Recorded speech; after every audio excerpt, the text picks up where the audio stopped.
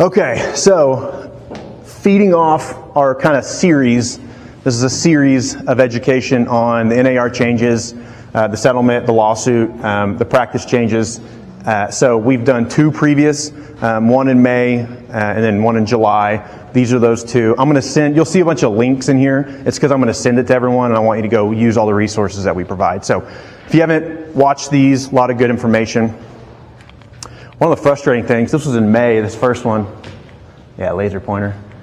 This was in May, but a lot of the things that they were saying and recommending and doing, they either didn't know how it was going to work or the things have actually changed from what they originally said. So it was good to see a lot of people really plugged in the decision and the process, talk about it, but some of the stuff has actually changed and more guidance has come out about it. So it's definitely an evolving series that you should stay involved in. So again, you might see some of the same stuff that you watched or heard in these past things. If you've ever come to any trainings with me in the past, I try to be a broken record. You're going to hear me say the same thing over and over and over again because a lot of people have to hear things multiple times before they really sink in or before they can really take action. Or you might hear it at the right time when some situation's going on and it immediately becomes applicable to you, and then hearing it that fifth time was way more impactful than hearing it the first 4 times. So we're going to go over a lot of the same stuff. Hopefully some of it catches different with you this time. So what I'll talk about here again, I want to hammer as much of this into you guys as I can, because we'll say this later, but ignorance creates fear and knowledge creates confidence. And so the more you know about these things, the more confidently you can stand in front of clients and talk about it. Okay, the old way of doing business when compensation was advertised on the MLS. So there was a seller and a listing broker. They got a listing agreement signed. The listing agreement discussed the listing compensation and the buying side compensation. The listing broker put that into the MLS, which was what we call the unilateral guaranteed offer of compensation. That's what that thing in the middle is. That's what, whenever you brought an offer to a listing on the MLS, it guaranteed you got paid because of that unilateral offer of compensation. Guaranteed offer of compensation. It's also the crux of the antitrust lawsuit. So this is how it worked. Then the buyer's broker might get a buyer-broker agreement with their buyer. Sometimes they get it up front. Sometimes they get it at the time of the offer. Sometimes they never got it. So there's going to be 2 scenarios going forward now. So these are kind of the changes. It's a lot more complicated than it was last time. So scenario 1 is when cooperative compensation is not advertised on the MLS. So this is where most people's head goes or head went initially when we start talking about these changes. It's not on the MLS anymore. I can't advertise it on the MLS. I can't do any of these other cute special things to let people know what it is, but we still get cooperative compensation from the buyer. So what happens is you still get your listing agreement. It still gets the buyer and the seller compensation. There's an offer of compensation, but now you have to call the other agent and ask what it is. It's not advertised anywhere. Call, text, something like that. You can't find it in any centralized location. And the other change is you have to get the buyer-broker agreement. That is no longer an option. You have to get it before you tour properties. So what's going to happen now is everything has to be in writing now. Prior, there was a unilateral guaranteed offer of compensation. That is gone now. So just because the other broker is offering it does not mean you're guaranteed to get it if you do not put it in writing. Has anyone ever done a deal with a different MLS? We had an agent years ago that did a deal in Eufaula, didn't do any comp agreement, and the listing agent apparently does this to a lot of Oklahoma City and Tulsa agents, kept all 6% because she said you didn't ask for compensation. We're part of a different MLS than they are. So our unilateral guarantee did not apply to different MLSs. That is what guaranteed you to get paid. That is gone now. So even though you might talk to a broker and they say, yeah, we are offering X%, you still have to get that in writing. Otherwise, you may or may not get paid. So I say, even though the comp is still offered, the co-op comp is still offered, still needs to be on the contract or in some cooperative agreement with the broker. You can't just say, oh, okay, they said, and write it. Still has to go on paper. So scenario 2, which is becoming increasingly more likely the more we research and the more we talk to, is where a listing agreement does not actually offer any cooperative compensation. So this is where the listing agent is not going to negotiate the buyer's compensation, the buyer's agent's compensation, and they're going to tell you to put it in the offer. So what's going to happen is listing broker gets a listing agreement with listing comp only. Buyer's broker gets a written agreement with buyer's broker comp only. And then when you ask if there's any compensation, the agent's probably going to say, put it in the offer. And that's going to be all you're going to get, right? So, and it's going to create this scenario where you're going to have to take the information from the buyer's broker comp agreement, put it in the offer, and then negotiate the selling compensation in the contract. This is how it's going to work. I think this is going to be more and more likely. Large brokerages are already coming out and saying that this is going to be their standard practice. We'll talk more about that in a second, but this is probably what it's going to look like. Either way, what's the common denominator there? It's got to be in writing somewhere, whether the comp is offered or not. It's got to be in writing, and it has to be signed by either buyer, seller, listing and buying broker, or buying broker, listing broker. But it has to be in writing now. Has to be. Okay, terms of the settlement. So the basic terms, NAR is paying $418 million over the next 4 years. Make sure you pay your dues. Release the liability from all NAR members. Any liability from any NAR member is released.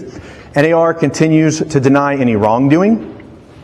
Changes that affect your business are going to be the removal of the buyer compensation from the MLS. So no more unilateral guaranteed offer of compensation on the MLS anymore. That's what it means to you. And then we're going to require written agreements with all buyers prior to touring homes. Again, I put those in parentheses because those are legal definitions. We're going to talk about what they mean. The national deadline is August 17th. 2 days. However, our MLS implemented the changes on Tuesday, the 13th. So you have to comply with this now, not by the 17th. I want to make sure everyone's very clear on that. Any buyers you have, any listings you have, any business you're doing right now that's not currently under contract needs to be complying with this. It's already been pulled off the MLS. Listing agreements need to be modified, buyer, and all that needs to be in place. You are currently liable if you're not doing this now. So I want to make sure of that. So when is a written agreement required? When working with a buyer or touring homes. So the definition, providing brokerage services to a buyer, such as identifying properties, scheduling tours, negotiating or presenting offers by the buyer, or other services to the buyer. This excludes services provided to the seller that might interact with the buyer. If it's a service provided to the seller, it's not required. And is required during dual agent. If you're representing both sides, it's not required to do the showings, but once you start talking about offers, writing offers, getting stuff under contract, it is required to have a written agreement with that buyer, even if it's your listing. Tim? If you're touring, if you're previewing properties with a spouse, do you need to have any contract or anything to protect yourself in case someone tried to report you and say, oh, they were showing it, just even though you were going together not to actually purchase the property? No. I don't know. My judgment on that would be as long as one of the buyers is under an agreement with you, you should be in compliance there, would be my guess. Kyle. You can list a house with just one spouse, so I think that this would should be the same. If they're married, if they're not married, the law's a little different. If they're dating or partner, whatever. Kyle just did a showing yesterday where he was doing a virtual showing with the son, but the mom is the buyer. The son signed the agreement. And then when mom comes to town, mom signs the agreement. So I'd say, I think one of the consumers would be adequate. Get both of them if you can, but one of them would be adequate. If you're in a situation where it's like, I got a showing, I got to go, I want to capture this client, I would do that. Okay, touring homes. This is providing in-person or virtual tours of a residential property to a buyer, and that's 1 to 4 units. So if you're showing a 5+ unit property, not required. It has to be to a buyer of a residential property, 1 to 4 units, virtual or in person. So again, Kyle wasn't showing the buyer, but he was previewing that home and got the tour agreement anyway. Okay, mandatory provision changes for the seller. So listing agreement must disclose these two things. Must disclose in conspicuous language that the broker's commissions are not set by law and are fully negotiable. So OREC just came out with a new listing agreement in August, earlier this month, I think it was August 1st of 24. So now, if you've used the OREC agreement after August, you should be in compliance. If you're using an old listing agreement prior to August, you might not be in compliance. We'll talk about getting it updated. The second mandatory provision, disclose that the seller, to the seller that the amount of compensation being offered, disclose to the seller the amount of compensation being offered to the buyer's agents. So you have to disclose how much you're paying the buyer's agent. You saw that change get implemented in January of this year. And then you have to disclose that they are not set by law and are negotiable. And that was implemented in August of this year. So all active listings that are not under contract must have these disclosed. So if you listed a house in July and it's not under contract yet, you need to amend your listing agreement or get a new listing agreement that is compliant, one that was created after August. Yeah. If you send it to get signatures and they won't sign, you need to pull the listing off the MLS and go and get it? You're violating MLS rules and regulations by not having this, but they're still contractually obligated to pay you if it sells. God, you guys got some good questions today. It's like up to 60 days After, yeah, so if you, yeah, that's a good point. If you do pull it off and it sells to someone that you showed to prior, there's that built-in grace period. But yeah, if you can't get it sent over, then yeah. That's why, we're doing amendments instead of whole new agreements for that reason. I don't think anyone's going to fire us just because we ask. But there could be someone out there who's not happy. So we're doing amendments, which is, the changes aren't compliant until they sign it, but we're not getting out of the agreement right now. And that gives us some time to kind of figure out what the problem is. So I recommend doing amendments instead of getting a new agreement. So what was the date that it had to be under contract by to need to have the amendment? 13th, Tuesday, the implementation date. So what it does, I'll show you kind of what we do in the seller's document section. So we created our own little addendum. OREC did not create an addendum, so we created our own addendum that complies with the changes. I say we, Christina did. Where's she at? Christina did it. Okay, mandatory buyer provisions. So this is kind of the main thing. Not a lot of people talk about the seller provisions. OREC kind of just made those changes in the background. Not a lot of people talk about it or knew about it. That is required. You have to update your listing agreements. Buyer agreements have to have 4, so they call it a written agreement. We call it buyer-broker agreement. You can call it whatever you want to call it, but it has to have 4 provisions to comply with the NAR lawsuit. So it has to specify and conspicuously disclose the amount or rate of compensation the agent will receive from any source, or how it will be determined. That's 1. 2 is the amount of compensation must be objectively ascertainable and may not be open-ended. For example, you cannot say buyer-broker's compensation will be whatever the seller is offering. That is open-ended and not ascertainable, according to OAR, NAR, and the attorneys. So these are 2 of the provisions. Number 3, and you have to include a statement that agents may not receive any compensation from any source that exceeds the amount or rate agreed to by the buyer.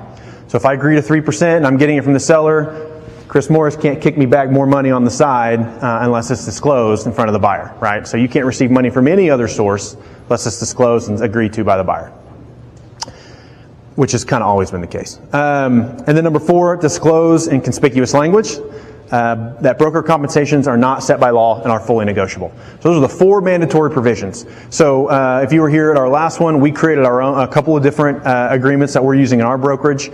They're very standard, very basic. Anyone can use them if you got copies of them. But they comply. They hit all 4 of those, and they comply with the changes in the NAR. Again, active buyer agreements must be amended. Buyers that you're working with must get them. If you have a house under contract and it's been under contract for 3 or 4 weeks and it busts today, that buyer needs to sign an agreement now, because now you're actively touring properties with someone and you need to get an agreement. Does that make sense? It's not when you met them. It's if you're doing business at that time. Okay, and then just some. Okay.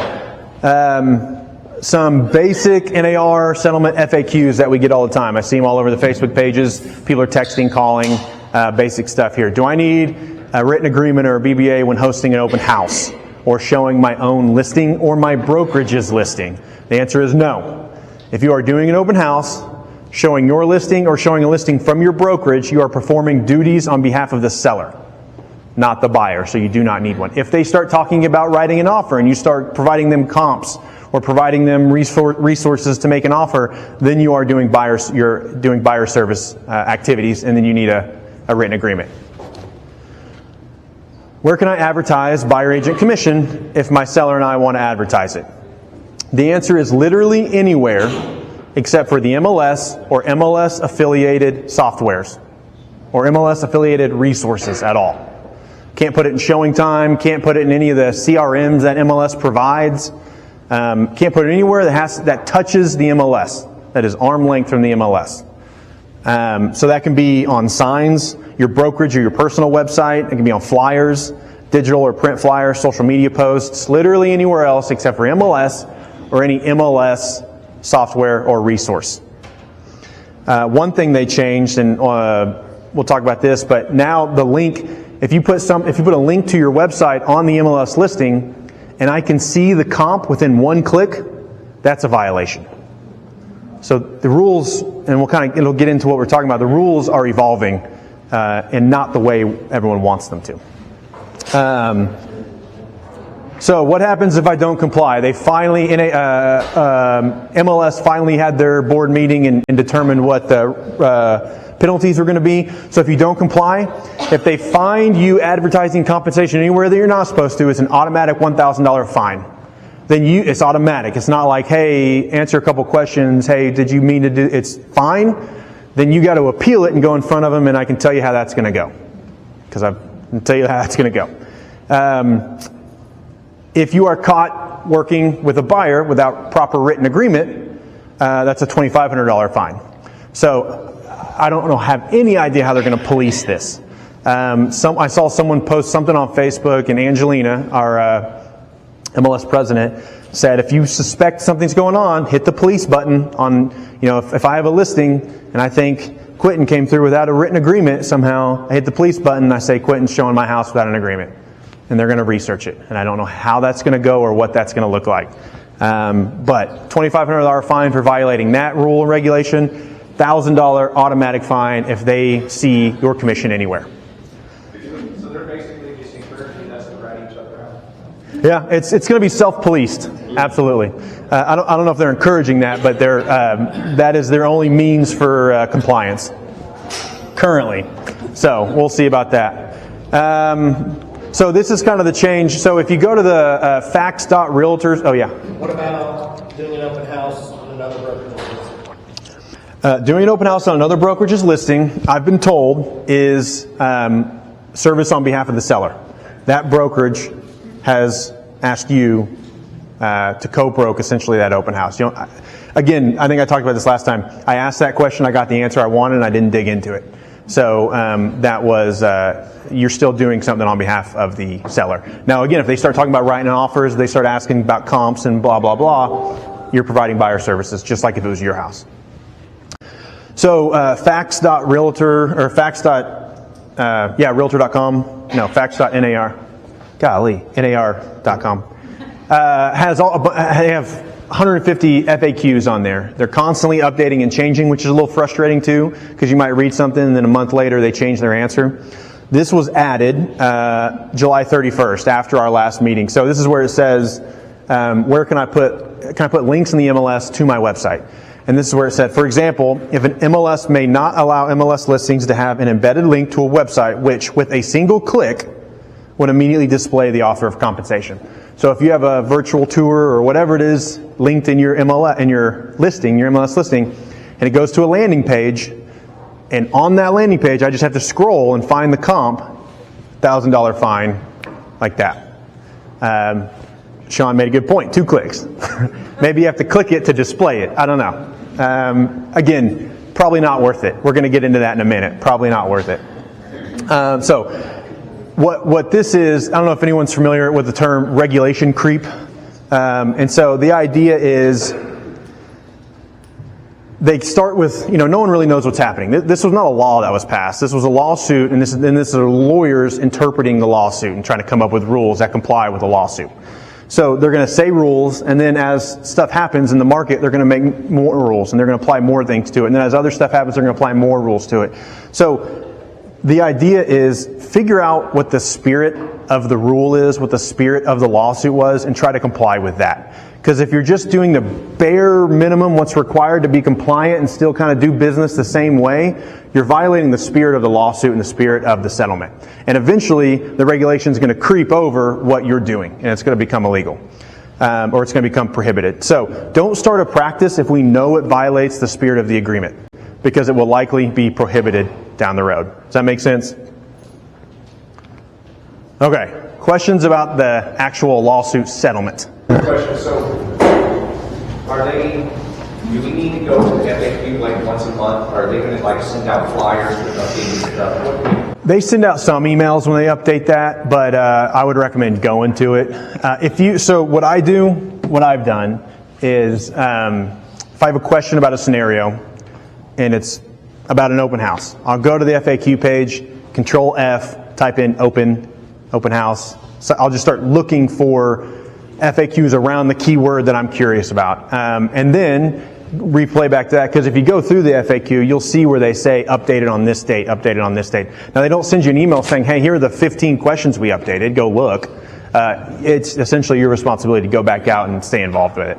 So a little frustrating there. Question 1, when entering a new listing into the MLS, would we be able to say something along the lines of seller offering blanket concessions? No, they will immediately fine you for that.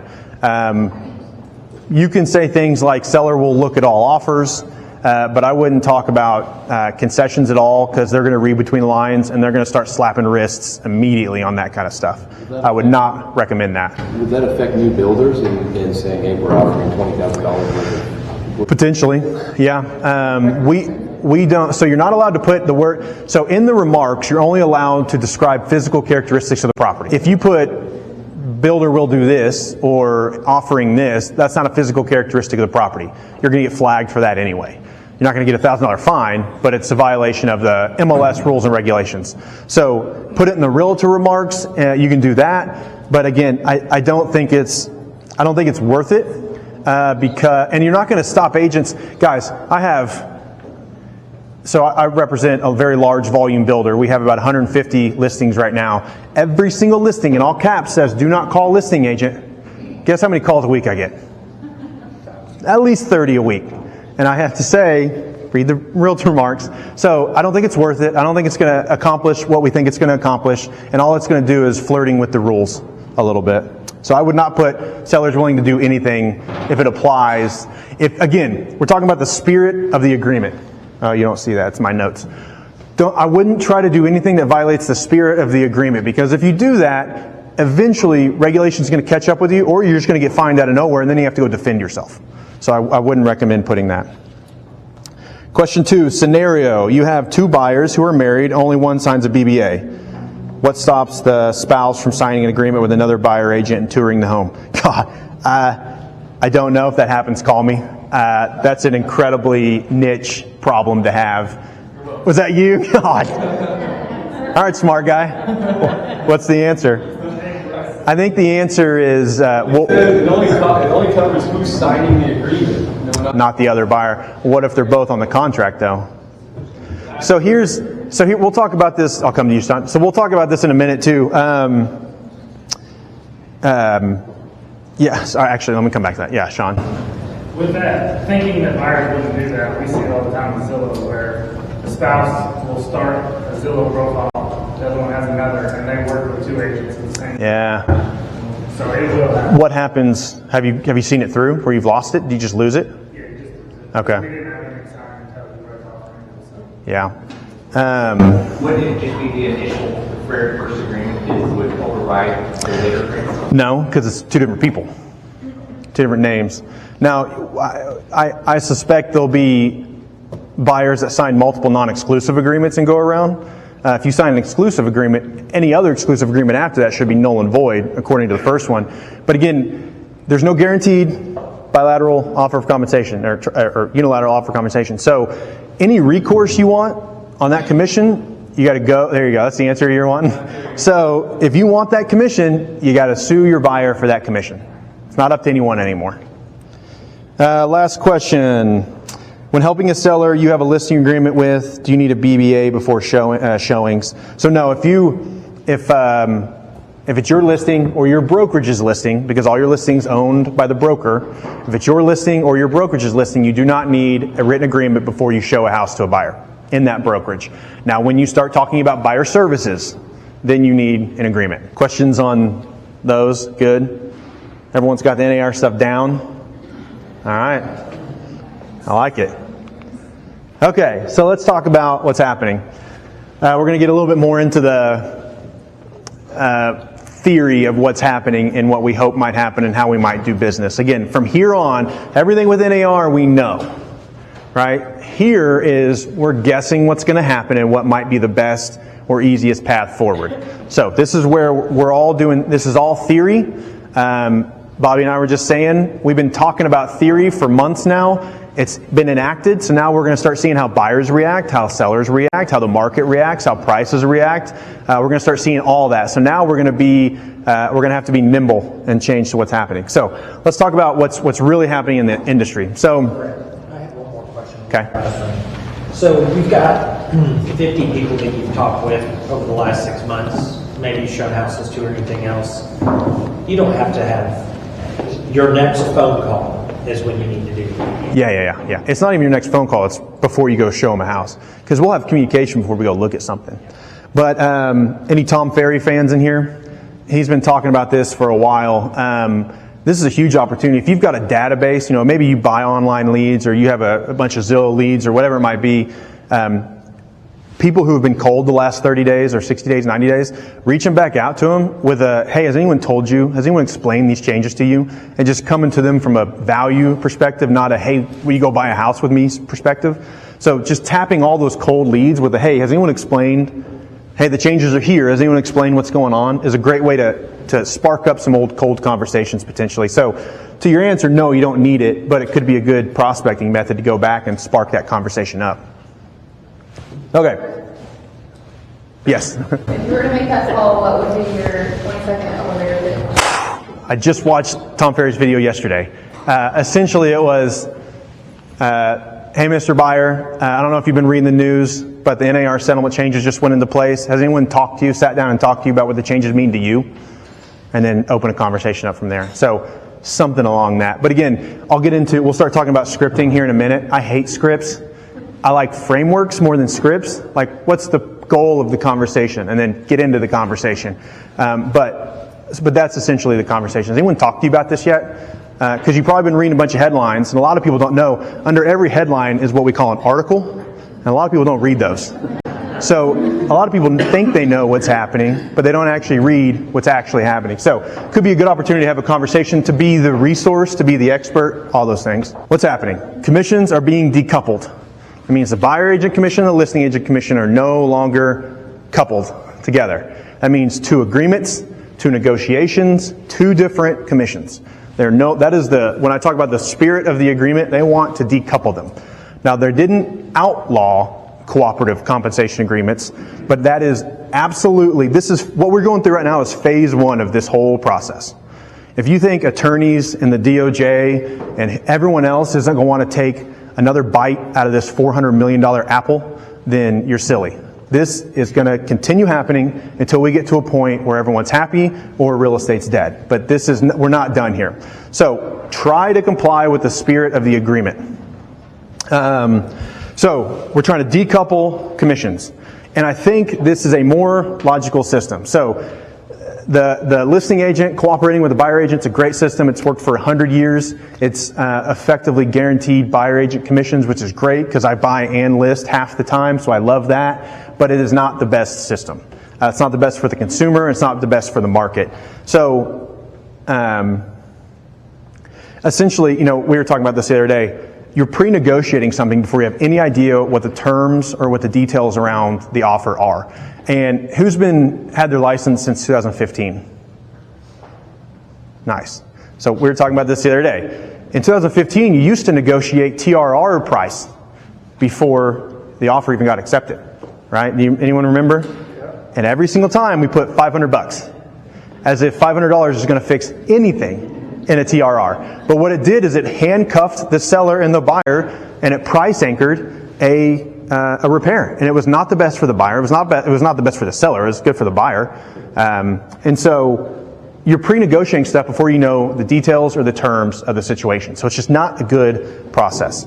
The other thing to understand, wrap your head around, this is happening. To your question, why? We could talk about that all day long. Doesn't matter though. It's here, it's happening. So I don't recommend trying to cling to the old way of doing business. I would, again, what's the spirit of the agreement? Move in line with it and then start to innovate and grow your business there. Don't try to grow your business where the industry used to be. And really, the cool thing is these apply to all of us. No one has special rules. Not anyone can go do something special or different. These rules apply to all of us. And the other good thing is this is a paperwork change, guys. That's all it is. It's an extra conversation and an extra paperwork. It's not an economic change. It's not like in COVID when 50 million people went on unemployment in like a month and a half span, right? That's a massive change. This is just paperwork. Everything else is the same. You have to have one more conversation and you have to get one more document signed. So wrap your head around, what's up, Shelby?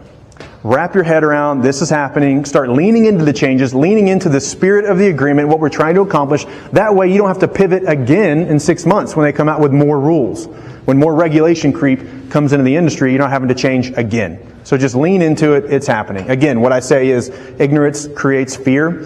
Anyone, everyone is uncertain or unhappy maybe about the changes, but what you need to be able to do is go learn as much as you can. The more you learn, the more confidence you're going to get, and the less hopefully you're going to be wondering why, and you're going to be more so wondering like, what can I do? How can I evolve? How can I get better? Right? We'll talk the difference. It's the difference between an innovative mindset and a preservation mindset, and we'll talk about that more in a little bit. But this is happening. Ignorance creates fear. Knowledge creates confidence. You're here. You're learning. You have a leg up on 90% of the industry out there. Brokers and agents included. Most people have no clue what's going on. It's scary. So, that's what's really happening, guys. Okay. Understand how you win. So, friction was my word of the day last month. It's still my word of the day. There's 3 ways you win right here. You reduce friction, you set expectations, and you provide value. So reducing friction is, if anyone knows Jeff Long, I like the way he phrased it, it's a race to simplicity. The more simple you can make this process, the easier it's going to be for the consumer, the easier it's going to be for you to implement these changes. There's a really good quote I like, and I have no idea who said it. But it says, perfection is achieved not when there's nothing else to add, but when there's nothing else to take away. Make this process as simple as possible. Back to the basics. And then that's going to be easier for you to implement because it's less complicated, less moving parts. It's going to be easier for the consumer to swallow. Set expectations. So with all the changes, the need for you to be able to guide your client and explain what's happening is going to be more important now than it ever has been. Again, they're reading headlines, not articles, so you need to be able to overcome those silly objections and guide them and provide value for them. And then last one is provide value. If you can put your clients first in every interaction you have with them, every scenario you have with them, anytime you act or are doing any business with someone, if you can simplify it, provide resources and value like that, you're gonna have success. So reduce friction, set expectation, provide value. So I worked really hard on this graphic, so I'm going to show everyone again. Reduce friction. Friction is any force that resists motion. Any force that resists motion. So if I'm a buyer and I want to go see a house, and you throw a big fat, you're like, whoa, we can't go in here until you sign this agreement with me. It says you owe me 10 grand. That is friction. Some friction you can't avoid, but the more you can reduce it, the more successful you're going to be. Okay. Also with reducing friction, we went through this a little bit last time. We did it at the end of last meeting, and we went about 30 minutes over, and everyone's eyes were starting to get real heavy. So I don't know if anyone remembers this, but we created a little bit of automation. The more systems you can create and automation you can create in your business, the easier it's going to be for you to comply with these rules, to get adoption from your agents to comply with these rules, and to get into houses. Did that client go through the automation, or did you sign it there? Oh, he didn't give you the email. He signed it when I took the Yeah. copy. Yeah. So creating automation, creating systems and processes is going to make your life easier. It's going to make your agents' lives easier, and it's going to give you more success. So reduce friction. Think about that. Setting expectations. Okay, so this is the number one. I want to reiterate this. Set expectations. Okay? One of the most important things I tell every single client I work with, every single realtor I work with, the more and the better you can be at setting expectations, the easier your job will be. The less expectations you create, the more roadblocks you create down the road for yourself. Setting expectations is the number one thing you can do. Make your life easier with everyone in your personal life, in your business, with buyers, with sellers, doing TRRs, negotiations, everything. The more expectations you set, the better. The analogy I like to always give is buying a home or selling a home is like walking through a haunted house. It's scary, it's dark, you don't know what's going on, something's going to pop out at you from behind, you don't know where it is or what's coming, you get spooked, you do things irrational, you scream even though they're not going to hurt you, you know that, but you still scream. So if you can set expectations properly, it's like someone walking through the open house or the haunted house with you, and they turn the lights on and they tell you there's a skeleton behind there or someone's going to pop out behind there, and it's not scary anymore, right? You can set expectations, and it prevents people from doing irrational things. And so the better you are at setting expectations, the better you'll be. I always laugh when especially new realtors come and they're like, I have the craziest client. And I'm like, every client's crazy. You just didn't do a good job setting expectations. And so everything is going to come back to this, especially with all the changes. The more you know, the better you can set expectations. Does that make sense? Very important. All right, provide value. So when prospecting someone, I always try to become their realtor before I'm their realtor. This is one of the main ways I provide value. I start asking questions their realtor would ask, doing the things their realtor would do, providing the value their realtor would provide. I just become their realtor, and then I usually get their business. Whether I have an agreement signed with them or not, I'm going to start providing value immediately. And when it comes to providing value, I say here more is caught than taught. If I just start doing valuable things for this person, they're going to see my value long before if I sit down and say, look how valuable I am. All these things I do, and I'm going to provide, and blah, blah, blah. Just be valuable. And the way you can be valuable, I'll get to that in a second.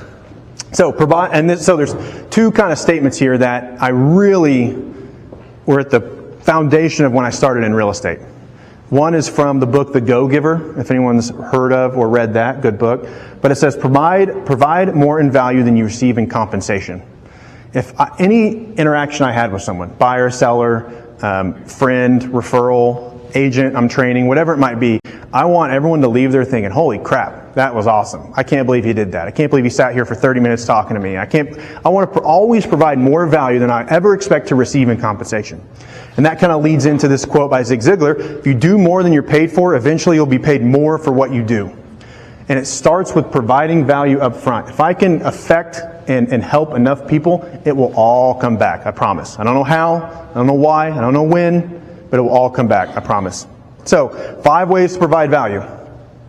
You provide value with the knowledge you possess, the resources you provide, the technology you leverage, the systems you create, and the processes you have. This is how you can be valuable. It's also how you scale. But this is how you can be valuable beyond just what's in your head. It's the resources that you yield. It's the technology you use, processes, systems, and technology. It's more than just being smart. So these are the 5 ways you can show value without having to sit down and say, look how valuable I am. Okay. We're getting into the buyers and sellers piece now. So we're going to talk about working with sellers first, because again,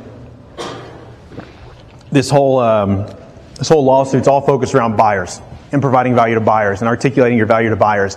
I think this whole thing, if we want to save the industry, it's got to start with the seller. It's got to start with expectations, documentation, and overcoming objections on the seller side. So, and I put save the industry. I realize this is recorded and people are going to watch it later. I'm sorry. I'm not trying to fix prices. Okay. Changes in the documents, we're going to talk about strategy, sales process, and some scripting and overcoming objections. So when you're working with a seller, new listing agreement came out in August. Had a couple of, really 2 paragraphs got adjusted, and that's really it. And so, I don't know if it's big enough for you guys to like read and see. So the first one is paragraph 3, which is the commission paragraph. Again, this is the one thing that made your previous listing agreement not compliant. It didn't have this first sentence at the top. Seller acknowledges that compensation in this agreement is fully negotiable and not set by law. That's the one sentence that was not in the previous listing agreement that's causing everyone to have to do addendums. So they put that in there. The other change they had was section 3B. Seller acknowledges seller is not required to make an offer of compensation to the buyer's broker. So they're just saying, hey, you don't have to pay him if you don't want to. Talk to your seller about it, or talk to your listing agent about it. And the last change, the bottom of 3B there, gives the seller the option, do they want you, the listing agent, to market what my compensation offer is? So they could say yes or no. If you're going to offer it, it seems silly not to market it, but that's on there. I guess you could put 0 to the buying comp and then say don't market that I'm doing 0, but that's on there. So now they have to know that it's not fixed by law, it's negotiable. You're not required to pay the buyer broker, and it's up to you whether or not you want to advertise comp. So if you are not, so we went through this with Logan. Where is Logan? I just realized he's not here. Freaking guy. Probably just sitting somewhere. Oh, okay. You just made that up, didn't you? Yeah. So we had a deal. We were getting a listing agreement yesterday, and we just did the listing agents, X%, whatever we're doing, and. If you're not marketing a buyer's agent commission, that means if you get both sides, you need to stipulate somewhere in your agreement what you're going to get if you procure the buyer. Because if you don't, in the listing agreement, put what the buyer agent's getting, then technically you would get 0 if you procured the buyer, right? And then you're going to have to renegotiate with your own client down the road. You should probably have that conversation up front. So we just put in the additional provision, in the event the listing broker procures buyer, spell that right? Yeah. Seller agrees to pay X% of the gross sales price. So you just put that in the additional provisions of the listing agreement. So we put 0 to the buyer's broker. We set the expectations properly. I'll get into that in a minute. But we're not offering a cooperative compensation. But to cover our butts in case we procure our own buyer, we went ahead and put X% in the listing agreement in the additional provisions. Does that make sense? Otherwise, you're going to have to go back to the well later and ask for it. So do it up front. Set expectations. Okay, section 17. This is the other section. If you're doing an addendum, this is what you have to change. Section 17. So, section 17I says that we authorize the broker, or the broker is authorized to enter this listing into the MLS as a blanket unilateral offer of compensation, cooperation, and compensation to other parties. So this is where it says I'm entering into it as a blanket unilateral offer of compensation. That is no longer allowed. So it has to be struck from the listing agreement. You see the new version does not have that sentence. Old version has it highlighted there. So this is our addendum to the listing agreement. It says 2 things. It says seller and broker understand Section 17I of the Oklahoma Real Estate Commission's listing agreement exclusive right to sell will be stricken from and will not apply to the fully executed listing agreement for the above referenced property. That's one section. I'm striking through Section 17I. It no longer applies. We're not going to offer unilateral compensation. Second one is sellers understand brokers' commissions are not set by law and are fully negotiable. Those are the 2 mandatory provisions that you have to add to your listing agreements. Or do a whole new listing agreement. So you can, as a brokerage or a team leader, I would recommend having one just created that you add to every loop or transaction desk or whatever it's called, and then they go in and just send it off to their client, get it signed. That would be what I would recommend. Questions about this? This is in our dot loop? It's in our dot loop, yeah. It should be added to everyone's loop. Your listing should already have it in there. We went and added it to every listing. So again, and this is for every listing that's not under contract. If it's under contract and then busts, you got to go put this in there because now you're out of compliance with it. So every listing that's not under contract requires this. Excuse me, I hate to interrupt you. If your SUV is parked in this parking lot right here, there's 4 SUVs in a law office parking lot. By the time you get done, your car will have been towed. No. So I suggest if your SUV is in this parking lot right here, Right next to the building? right next, but not next to the building, just the police department is right here and the bank right here. It's the one right over there. If your SUV is over there, I suggest you move that. No. Thank you.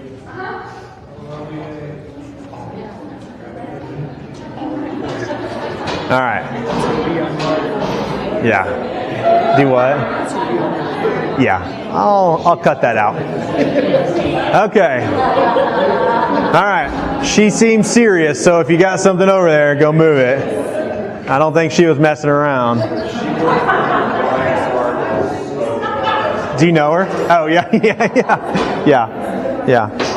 Yeah, that's what interaction with the MLS is going to be like. Okay, all right, we're going to jump back in. We're having to reel in a couple times. Let's go. Here we go. We can do it, guys. We can do it. Okay, so a couple of different options when we're listing properties. Again, so we know really 2 options. Do I want to offer cooperative compensation where I'm going to agree to the buyer's agent's commission up front and publicly market it? Or option 2, we'll go over that in a sec. So option 1 is we still offer cooperative compensation. We're just not listing it in the MLS. So this is what it looks like. We kind of went through this where even though we're offering it, even though it's in the listing agreement, you still need it in writing somewhere. You need it in a cooperative agreement with the broker, or you need it in the co-op compensation agreement with the seller. It has to be somewhere. There is no more unilateral guarantee offer of compensation. You need to write it down somewhere. Option 2 is going to be if the listing agent does not offer cooperative compensation. This is where the listing agent just negotiates their listing fee and then sets the expectation that we will likely be asked to or we will likely pay a buyer agent compensation in the future. Set that expectation. And here's what that looks like. Again, they get listing agent gets their fee, broker negotiates their fee, buying broker negotiates their fee. All has to go in a contract. And that's kind of why I think option 2 is what we are going to initially try for a couple of reasons. This is probably the way that makes the most sense for a couple of reasons we'll go through. But if anyone knows Simon Sinek, he had a really good video we're going to reference later too, but he talks about try to imagine if you have to rebuild your industry or your business or whatever from scratch, knowing nothing about how it was before or anything. Would you rebuild it the same way? It's a thought process he has. So I think no. If we had to rebuild the same, we wouldn't pre-negotiate something fixed. Nothing else is fixed on the listing agreement. Price isn't. Incentives aren't. Nothing else is fixed except for this on the agreement. And then have to negotiate it later when we don't know the terms of the offer. So I think if we're going to rebuild it, which we're being forced to, I think we want to rebuild it the right way. So, and while we're not fiduciaries in Oklahoma, you still have a duty to your seller to get them the most net you can when listing their home. Your job to the seller is to help them make the most money, not protect the industry and make sure my buddies get their X percent, right? And that's why I think a lot of people are trying to focus on that piece. They're worried about themselves, not about the consumer, not about the agent, or not about the seller. So again, I think if you left a free market open, the most efficient and effective ways will present themselves. This way of doing business has been going on for 100 years, and it's been a pretty good way. But I think, again, going forward, if we had to reimagine it, I think this is probably what it would look like being built from the beginning. So that's one of the reasons. The other thing, okay, so this is option 2. We'll go. So I think it took me, and I stole this from Tom Ferry too. So it took me several months to kind of come to this opinion, and my opinion has evolved over the last couple months, and it started, I think, in that preservation mindset, not the innovation mindset. And I was trying to save what we had, fix what we had, make it easy, make it simple. And as I started researching it, reading the thing under the headline, and I started listening to people who were making these decisions and listening to why, and then researching what they said, and the people that are doing it are very high-level people that have access to very high-level data and resources that I don't have access to. They're also involved in a lot more conversations about the future than I am. And this is how they're all doing business. This is what they're all recommending. So I think there's something there. And as we look into it, I kind of send it through my own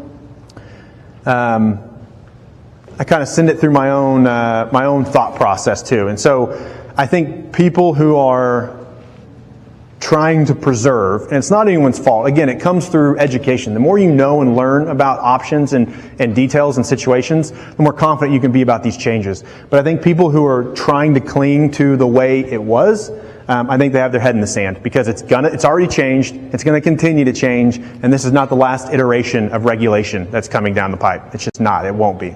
So understand, I'm not saying that we shouldn't pay buyer agents. It's not what I'm saying. I'm saying we shouldn't pre-negotiate it in the listing agreement, or that we should at least explore this option to see how the market reacts to it. That's how I'm saying. So it's the sharing of the commission that is the crux of this entire lawsuit and the crux of everything the DOJ is wanting to get rid of. It's the sharing. It's not who gets paid or by who or how much. It's the fact that I do the negotiating and then I share it. So again, your job as a listing agent is to set expectations, not to undermine buyer agents, not to just protect your own fee and say, screw everyone else. Set expectations properly and you're going to have success. So working with sellers, again, I think we want to stop sharing. So again, the whole crux of this entire lawsuit and everything is what they're claiming is that competing brokers got together and using the MLS as a mechanism to fix prices and standardize commissions. That competing brokers all got together and used the MLS to fix prices. Now, we got in trouble. Again, I disagree with that. I don't think that's quite how it works, but from the outside and from some of the rules, that's what the court of law decided. So now what we're talking about doing is getting a group of competing brokers together and creating standardized forms to fix prices and standardize commission. We're doing the exact same thing, except we're using a different avenue than the MLS. We're just using documents now. It's the exact same thing. We're just making it harder. We're going backwards. Everyone else is getting more technology. We're going back to paperwork. And we're still going to get sued because it's still the same thing. It's the spirit of the agreement. So that's where I go through my own thought process. Just because something's been done this way forever doesn't mean it's the best way or we should keep doing it this way. So I sent it through my own thought process, and I'm going to open it up to the group, and hopefully I don't look like an idiot. So I thought, what value does sharing cooperation actually provide? Negotiating the buyer agent up front and sharing it with the buyer through documents or through clever signs or whatever. What value does this provide? And so I thought, does it reduce paperwork? No, because I still have to get it in writing anyway. Does it make it easier to explain to my consumer? No, because they're reading headlines, and now they're trying to wonder why you're backpedaling and trying to charge them more. Makes it probably a little bit more difficult to explain. Is it more efficient? No, I still got to pick up the phone and call people and find out what compensation exists, if any. Does it reduce liability? No, creates liability because we're doing exactly what we got in trouble for. Does it help the buyer? Maybe, kinda. It helps reduce the financial burden from them, but not really, because we're going to do everything the exact same. It's still going to be negotiated through a seller. It's still going to be on the seller's side of the settlement statement. And if you didn't know any better, if you looked at a settlement statement a month from now and one 3 months from now, you wouldn't know anything changed probably. So I went through this thought process and I thought, what value does sharing cooperation provide other than NAR said we could do it for the last 100 years. But now we're in trouble. So I hope I don't look like an idiot. Does anyone have any opinion on what they think sharing compensation might provide value for over the new system of just negotiate it through the offer? And everyone's probably, write it in your question. It's a secret. Yeah. Me personally, working with a bunch of FSBOs, we always help try to set that expectation. Yeah. If a buyer agent does come, that they're going to expect some compensation for bringing their buyer because they run them all over town, and this is typically how we get paid. So we used to set that expectation. Yeah. Now, that's going to be like, I feel like I did all this work up front for the buyer's agent. Yeah. But now we're saying we're not going to do that. And you usually took a cut and gave the buyer agent more. I did. Yeah. I sure Yeah. did. Yeah. If you cut your teeth in this industry working with FSBOs, you're going to be A-okay. This is exactly, now every seller is a FSBO essentially. You're getting your cut, and then we're going to talk, let's just see what the offers come in at, and let's see what compensation we want to offer. I can tell you, this is where you set expectations. Here's what you can expect though. Because I've sold X houses and this is what they've done and this is what the market research and blah, blah, blah. But yeah, you're having that expectation conversation just like FSBOs are. So again, the more my thought process evolves, I think, you're looking more down the road. I think this is all going to come, again, this is phase one. There's going to be multiple iterations of regulation changes and lawsuits and DOJ investigations and everything else. So again, let's lean into the spirit of the agreement. Let's get in front of it so I don't have to pivot my entire business practice again in 6 months or 12 months. Let's do what we think is probably right. And I'm not saying what I'm saying is right. Do your own thought process. Again, imagine you just destroyed the entire industry, the entire buyer agent, seller agent relationship. Build it from the ground up. What makes the most sense? Build your business that way. We'll talk about that more in a minute too. So that's what I'm saying is I think this makes a little bit more sense. Yeah. If we do 3% and not showing anything for the listing agreement that we're paying buyer's agent, do you do 3% on the net sheet? Because I don't want them to see 3% on the net sheet, but for compliance, does it have to match? I'll open this up because I'm curious what other people are doing. My thought process, what I think I'm going to do is offer 2 net sheets. One of our listing and one if here's kind of a highest case scenario. I don't want to say worst case because I don't want a buyer agent being the worst. So here's probably the max what our expenses might look like, and here's what the expenses look like as it's written on paper. That's probably what I would do. Or go to the max because you always want to come down, not go up later. What do you give the buyer? What do you mean? You both like. Yeah, that's where in your additional provision, again, we're doing max and what's on paper. So it'll be in the middle somewhere probably. Or if someone charges, 5, 6, 7%, whatever it might be, they can put that in the additional provisions and take the whole thing. Sometimes my practice has always been reducing what I take on the buy side if I have both sides. So I normally give my seller a little bit of cost saving there if I get both buyers. So that's what I would put in the additional provisions. So you can do 3 net sheets if you want, but I'd recommend 1 that shows the greatest expense they could incur, or 2 that shows what's on paper and what the greatest could be. That's what I would do. Anyone else getting any other guidance or have any ideas on that, net sheet wise? Good question. Important. I think I talk about that later. If not, thank you. Okay. So again, I think this is probably going to be the safest, cleanest, and honestly way that makes the most sense to do business. It hinges on the fact that you need to set expectations with your seller. Very, very, very important. Buyer agent compensation is still very valuable. We're just not going to pre-negotiate it up front. So some talking points we're going to talk through when talking to your seller is explaining that really all we care about is the net proceeds. Another one is buyer agent compensation is more of a marketing expense. We talked about it a little bit last month. Comparable properties are offering X%, and then buyers can't pay for it. So we'll go through those. So the first one, it's all about the net. Again, this is a script. I hate scripts. Use this as a framework and frame it however you want to say it. A script does not work if it doesn't sound like you. So rewrite it however you want, but this is the concept. Essentially, you're talking to the seller. We say we have one goal, and that is for us to hit our cash target that you are expecting, your proceeds target that you're expecting. Regardless of how offers are written, how fees being paid are broken down, or what the buyer needs might be, if we're hitting your cash target, your proceeds target, are we successful? They're going to say yes. If you get me what I want, we'll be successful. That's what we're saying. Great. Okay. So you agree if we can create a win-win situation where we give, where we give a buyer everything they need and still hit our goal, that's a win for us.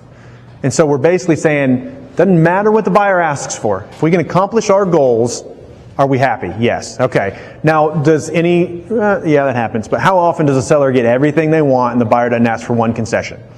Especially in the last year. So we're setting that expectation. Heads up, this is coming. And this is not one conversation you have. You should be having these expectation setting conversations every time you talk to them. Every week when you follow up with them and tell them what the market's doing and so on, we're having these conversations. Questions about this? Any comments? Anyone else doing something similar but different? Talking about the net. The net is all that matters. At the end of the day, it's what are you taking home, right? Doesn't matter how much you make, it's what you keep, right? That's what we're talking. All we care about is proceeds. Second one is buyer agent commission is a marketing expense. This is the one I use the most. I think it makes the most sense to me, and I can explain it the most. And the idea is I want to reframe how the seller views the expense of buyer agent commissions. So it is, don't think of buyer agent commissions as paying someone else's agent. Think of it as a marketing expense, just like professional photos, staging, make-ready repairs. In a crazy hot market, it might not be necessary, but in a neutral or cold market, it could increase the exposure and potentially sell it faster. So it is a marketing expense. Like anything else we do or recommend they pay. Sometimes you need it, sometimes you don't. Sometimes it's this, sometimes it's that. Sometimes we want drones, sometimes we don't. Sometimes we stage fully, sometimes we do medium. It's an expense. Let's use our heads. Let's figure out what we need to do to get it sold. Comparable properties have been paying X. So this is where you want to do research before you use this, obviously. Before you talk to them, you want to know what you're talking about. But the idea is buyer agent compensation is a concession. The MLS is not allowing us to put it in the MLS as a concession, even when we close it out, but it is a concession.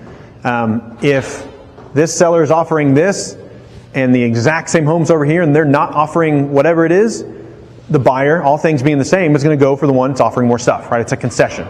So buyer agent compensation is a seller concession, just like a price reduction or a closing cost assistance. It will always be considered by buyer when making offers. So if all the comparable homes are offering buyer agent compensation, but one home is not, a buyer will likely try to reduce the price or request other concessions to make up for it. This is how you set the expectations that, hey, you don't have to offer it, but heads up, other people are, and buyers sometimes need it, and they're probably going to ask for it. It's just like any other concession. So if we can pay it but get the price we want and get to the net we need, it's all the same. We've been having this exact same conversation with closing cost assistance for a decade. It's no difference. It's just now it's commission instead. Yeah. So are you saying commissions are going to show up as seller concession on the MLS? No, I said they should, and I got yelled at by the MLS. So They didn't actually yell at me. Who said? when you're making it considerable to do these strips with a seller, are you adding the potential 3% to what you see as seller's commissions, or are you getting involved? Say that again. Oh, no, like when I look on the MLS. No, this is going to kind of be more like canvassing my company. Hey, I can look on the agreements and see what we're paying internally. I can call a house down the street that sold in one day and ask them, or I can call a house that's been on the market for 6 weeks and ask them. They might tell me to put it in the offer, or they might say we're not offering it. But this data, it's going to be illegal to accumulate and disperse this data, so you're going to have to find it. There's not going to be, so that's where just you being in the market are going to know these things. You know, we sold 50 houses last year. 92% of them paid some compensation.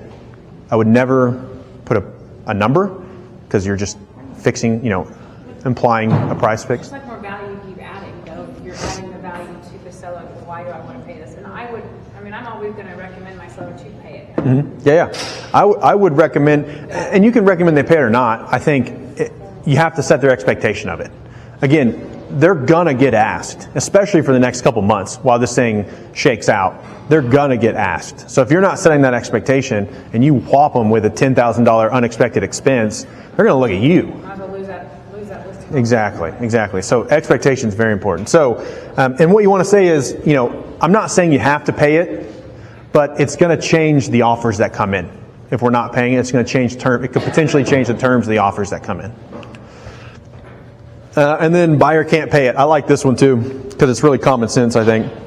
So buying a home is more expensive and burdensome than it's ever been. One thing this lawsuit settlement did not do is put an extra $10,000 in every single buyer's pocket.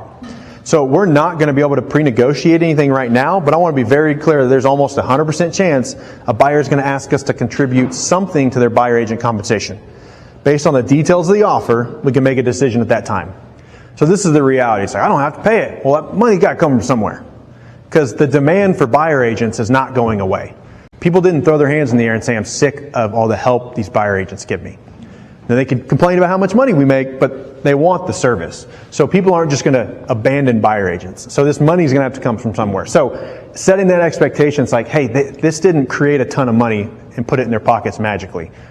Heads up, we're probably going to get asked for it. So whether you go down the line and talk about all 4 of these, create your own script or your own process, these are just talking points that I've seen that made sense to me that I'm recommending our agents come through. All right, we're going to jump into the buyer side. So this is a little bit more, again, a little bit more of the documents and strategy of where and what you should put and how you should ask. So we're going to talk about the change in the documents. We're going to talk about strategy and sales processes and scripting. So working with a buyer. So right away, you should start now. You should already have your written agreement process ironed out. You need to know how you're going to treat each type of buyer that comes through. Whether it be a friend referral, an open house buyer you capture, a sign call, a Google lead, Zillow lead, whatever it might be, you need to know exactly the process that buyer is going to flow through so you can flow them through it. There's different strategies for different buyers and how well you know them and where they're at. There's different agreements that you should get signed. So you should know this type of buyer gets this agreement through this process using this script, right? Create workflows for where your buyers are going to come from. That's going to make you more effective, you better, and it's going to help you provide value to the client just by being prepared. That's all that is. Preparing is 90% of it. So again, we talked about a little bit, we have full service versus limited service agreements, and then making sure we have cost to buyers really ironed out and being able to talk through that process. So different type of written agreement. We went into depth in this a lot more last month. If you weren't here, watch the YouTube video. But there's the OREC buyer service agreement, which is the 4-page train wreck of a document. I think is very difficult to use and difficult to discuss. I wouldn't recommend it. The only pro associated with that document is that it's written by OREC and it might offer you more protection in the event of an E&O issue potentially. But it's a brutal document. They went way too far. There's hybrid full service agreements, which complies with all 4 mandatory provisions like we talked about. Talks about your compensation, applies to all the other mandatory provisions, but it's not 4 pages of crazy legal jargon that scares people from signing. And then there's touring only agreements, which we call limited service agreements. And these limited service agreements, we don't ask for any compensation. They can be 24 hours, 7 days, 30 days, but we say you don't owe me any money, this is just for showing houses. And then when we get to that point where you might want to move forward with an offer, then we'll talk about compensation, we'll move into another agreement, a full service agreement. So understanding the different documents, where and how and when you want to use them. These are the different strategies. You can do a full tour, a limited service agreement all the way until it's time to get an offer and then have them sign the full agreement. Or you can do a touring agreement until you build really good rapport and then sit down with them and say, hey, I hope you've really loved what I've been doing. Flip them into a full service. Or you can just do a full service from the very beginning, sit down, do a buyer consultation, all those things, and just knock it out from the very beginning. So completely up to you, your personality, your business, where you got the lead, how you want to treat these buyers, what value and process you want to provide. So again, have that all ironed out. Every type of buyer avatar that comes in, you should know what document they're going to get, what script they're going to get, what process they're going to get. It's going to make your job easier, and it's going to make you more comfortable with the process. If you're having to remember and think of this every single time, and it's not documented, it's going to take mental capacity away from you. Okay, structuring the commission. So this kind of gets to what we were talking about just a minute ago. So different ways to structure you getting paid. There's the buyer pays the buyer broker. There's the broker pays the buyer broker. The seller pays the buyer broker, or a hybrid of different options. Must be in writing. The unilateral guaranteed offer of compensation does not exist. Even if someone says, yes, we're offering compensation, it's not real until you both sign something that says it's real. So must be in writing. Previously, this is where, has anyone been to arbitration over a commission? Good, I don't recommend it. So previously, if you got a buyer broker signed and then they went somewhere else and bought another house and you asked the broker, what should I do? The answer is wait, let it close. We'll go to arbitration and you'll collect your commission. That other agent will have to give it to you. Terrible process. Procuring cause is really limited through that process, and it normally comes down, because it's in front of realtors, it normally comes down to the buyer-broker agreement. So you could just say, I had this, and because there's a unilateral guaranteed offer of compensation, that other broker would probably get the commission over the person who actually sold the house to him, the one who had the BBA. So that's gone now. So now, if you have someone sign something and they go buy something else, Your issue is with them. You're going to have to sue them to get that money. There's no longer that unilateral guaranteed offer of compensation. So this could, arbitration could still be possible if a buyer signed a couple of non-exclusive agreements, and then those agents also signed compensations with the same person, and then they happen to buy that house. Very rare, unlikely opportunity, but you could still go through an arbitration at that point. But since that unilateral offer is gone, arbitration process is more than likely going to go away. So, going forward, your recourse to collect commission off someone who bought a house through someone else is to sue your client. Sue them for the commission. That is almost 99.9% of the time a bad idea. Wouldn't recommend it. Okay, so structuring the commission. So we're going to go through these 4 options. Buyer pays buyer broker, broker pays buyer broker, and that's listing. Listing broker pays buyer broker, seller pays buyer broker, or hybrid. So the first one is buyer pays buyer broker. Very simple. Everyone has to get a written agreement with their buyer before they show houses. That written agreement will explain what their compensation is if it's a full service agreement, and then you provide that to the lender.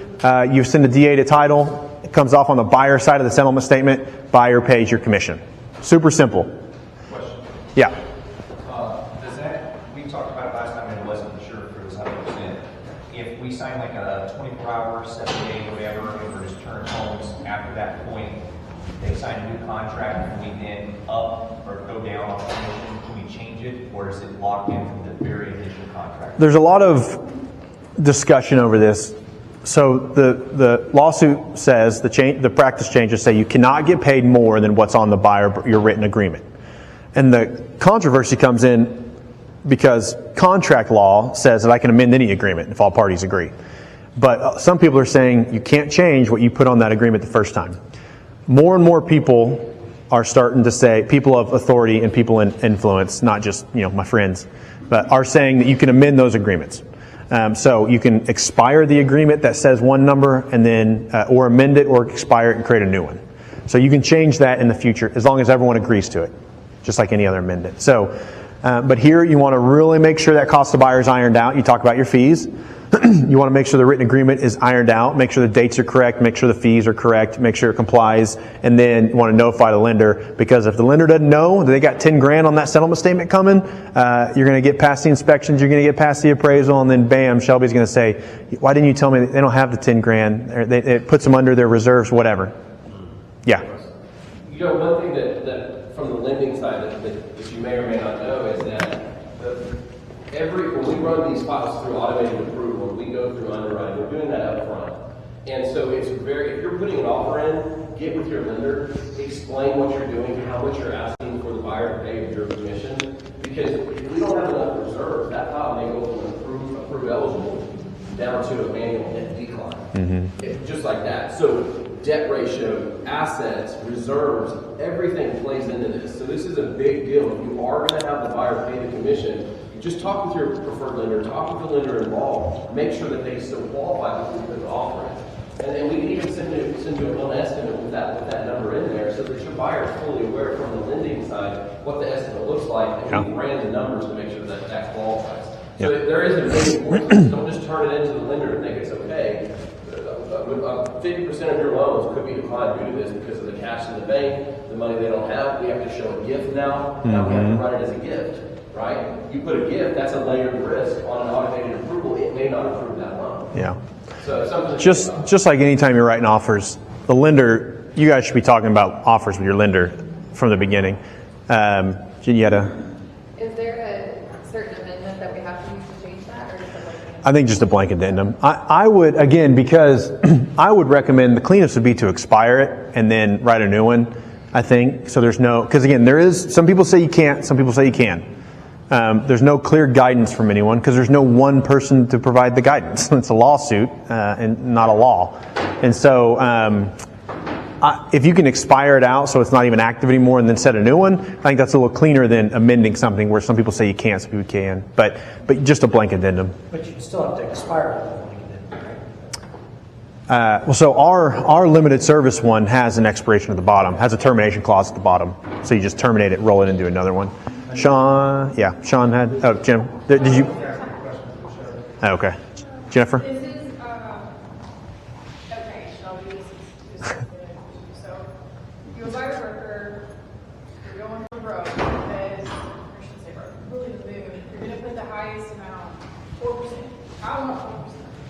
knowing you can't go up, but you can come down, right? So I call my lender, I'm gonna show you this folks that I brought to you. I got the buyer approval. I put 4% in the buyer broker. I don't know that we're gonna need that. I don't know if the buyer's really gonna pay me that, right? I need you to run it and tell me, hey, where are we at, right? So this is a conversation you're having with the lender. The lender can say, hey, listen, if the seller, if they go buy a house, the seller has no compensation on the table, we can't negotiate it out, whatever, this is like the max they can pay in commission. And that conversation can and should be happening upfront in the beginning, right? Because we are kind of handcuffed Yeah. with what amount we put on there when we first sign it. Mm-hmm. Unless you expire it out, maybe doing something different if the buyer requests it. But you need, I think from what you were saying, right? Yeah, I think that'd be great. I think if you get with the lender first and see what they can pay, what can they afford? Yeah. And then everything's done, right? And another thing to think about too, I really think partnering with the lender is going to be more important than you've ever had. Right. One thing to think about is as lenders, we get paid on the interest rate we give, right? We have a margin. We get paid. If we go down in rate, we make less. If we go up in rate, we make more. Well, maybe some of these deals we're giving a little bit higher rate to give a lender credit to help pay I can pay your commission as a lender, right? I can pay the buyer's closing costs as a lender. So when we start to get really strategic on these things, maybe we're increasing the rate a little bit to get this offer on this house that they want to help pay for your commission. Is lender credits in the IPCs? The lender credit Is included in the IP? Okay. So I can cover anything. So one thing too is like where you're getting negotiating, you're like almost there. If you have a preferred lender you're working with, I can give $1,000 lender credit at any time I want to. I can give a $2,000 lender credit, or we can increase that price. The buyer's paying a little bit higher rate, but they're getting the house they want, and I'm helping them with their closing costs that they need. There's so many different strategic ways that we can partner together, and I think that's going to help you guys when you guys come to this.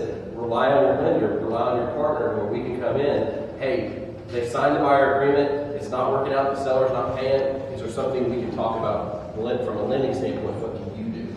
Right? Yeah. While all these rules are vague and unknown, resourcefulness is going to be really, really important with your clients. Having. Sorry, I just follow up to that. Yeah. Would you recommend then, so if you get a full service agreement, shoot for the moon, 4%, whatever on there, talk to the lender, get a different number, negotiate the contract, buyer ends up paying the commission, would you recommend then, Brett, that we amend to that amount? Or is the contract enough and we don't have to amend this at all? Depends on who's paying it. So if buyer's paying it, then I would amend this to whatever you're receiving. Yeah.